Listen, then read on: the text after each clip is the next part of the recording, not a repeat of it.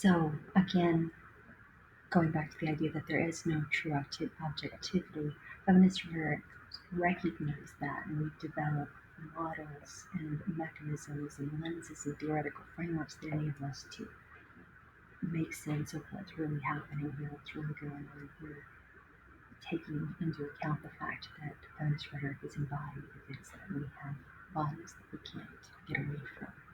Um,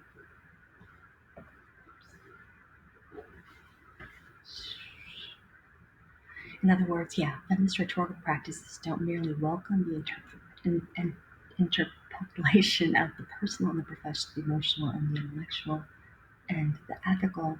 That myth of objectivity is not merely a fiction, but even more often than not, it's just deeply problematic.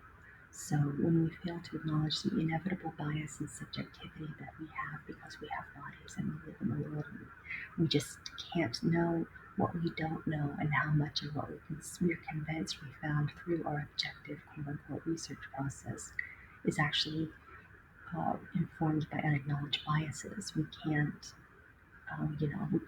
as they say, swing a dead, animal of some sort without hitting us stunning examples of the lives lost or forever altered with or without the researcher's knowledge.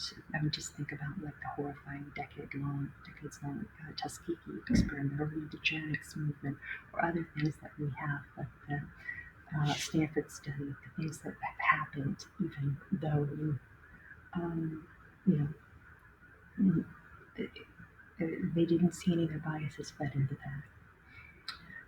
Feminist rhetoric is also always already situated.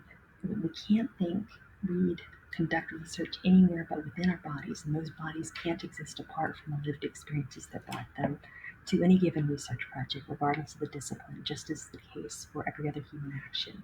Those bodies, they exist in particular times, in particular places. Our hands hold books, which we read in libraries, at our desks, at kitchen tables, this moment, this time, this place. Our legs are the things that take our brains to the laboratories where we conduct our experiments and collect data that we can only know through our senses, whereupon we rely upon those brains to make sense of the data that we insist must be objective. So it can't happen. What's really going on here, and how can we tell? That's what feminist rhetoric will do.